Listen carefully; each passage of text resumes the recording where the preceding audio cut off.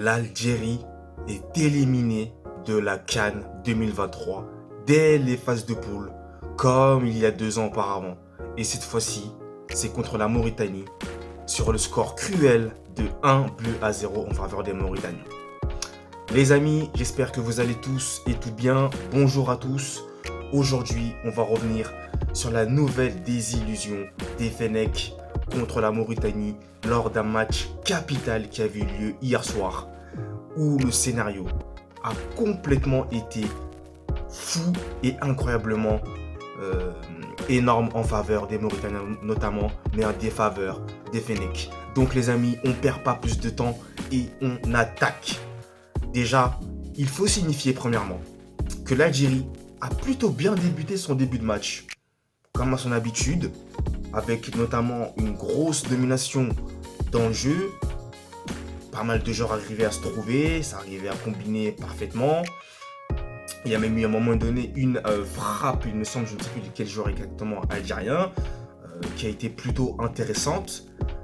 Mais les amis, encore une fois, je vais le répéter pour toutes mes vidéos, parce que maintenant, la CAN 2023, 2024, on ne sait plus, mais bon, l'un des deux, vous m'avez compris, est tellement surprenante.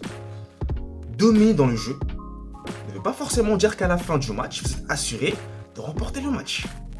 Et encore une fois, les amis, on l'a encore vu lors de ce match-là contre la Mauritanie, puisque, figurez-vous, que ce qui est quand même assez anormal, c'est que malgré la domination dans le jeu des Algériens, ce sont les Mauritaniens qui ont eu les meilleures opportunités.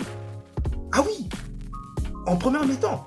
Alors que la position du ballon, si on regarde statistiquement parlant, l'Algérie avait une position de ballon largement supérieure à celle de leur homologue mauritanien. Mais les Mauritaniens, contrairement aux Algériens, qui eux n'ont pas eu beaucoup de position de ballon, ont su faire preuve d'une efficacité redoutable devant les buts. Et notamment, c'est eux qui auront par moment une première grosse occasion qui va déjà créer une petite frayeur à la défense algérienne, mais fort heureusement c'est repoussé par le gardien algérien. Puis, juste avant la mi-temps, et encore une fois l'Algérie, il y a vraiment un souci pour gérer les fins de première mi-temps. Ça s'est produit contre le Burkina Faso et ça s'est encore produit contre la Mauritanie hier soir. Puisque sur un coup de pied arrêté, le ballon sera renvoyé un petit peu maladroitement et un joueur mauritanien du nom de Mohamed Daley Yali, voilà, j'ai pas prononcé son nom, va surgir pour enclencher une frappe poteau rentrant qui ne laisse aucune chance à la défense algérienne et aucune chance au gardien et qui permet à la Mauritanie, contre toute attente, de mener un peu 1-0. Donc à ce moment donné, les amis, l'Algérie est éliminée et dernier de son groupe, avec seulement 2 points. En seconde mi-temps, là ça va être complètement fou, puisque les Mauritaniens vont non seulement avoir 40 000 occasions de plier la rencontre, et ils n'arriveront pas, mais en plus à côté, l'Algérie aura 2 énormes opportunités, dont une notamment de Mouledja, qui rate de peu le poteau. Mais les amis, il y a aussi un moment donné où je ne sais plus si c'était quel joueur algérien également qui a manqué une énorme opportunité grâce au gardien mauritanien qui a été l'homme de ce match. Il a sauvé des innombrables opportunités algériennes parce que honnêtement, ça pouvait rentrer au fond. Mais ça n'a pas été le cas grâce au rempart mauritanien. C'était un mur ce gardien. Littéralement, c'était la muraille de Chine. Clairement, il était imparable. Et donc, au fur et à mesure les années qu'on arrive dans le temps additionnel et que les minutes passent, l'Algérie toujours éliminée, la Mauritanie qui continue à lancer des offensives, qui continue à courir, à déstabiliser la défense algérienne. C'était incroyable.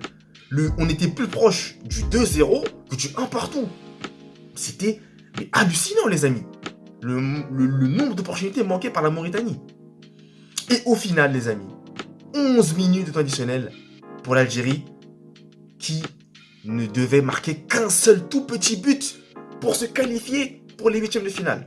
Et malheureusement, ça ne sera pas le cas. Ça ne sera pas le cas. Ça va être fini pour l'Algérie qui va s'incliner d'une manière assez cruelle quand même sur le score de 1-0 et qui va laisser la Mauritanie passer en 8e de finale.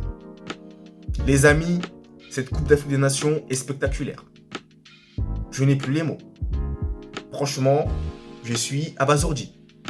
c'est énormissime ce qu'a réalisé la Mauritanie.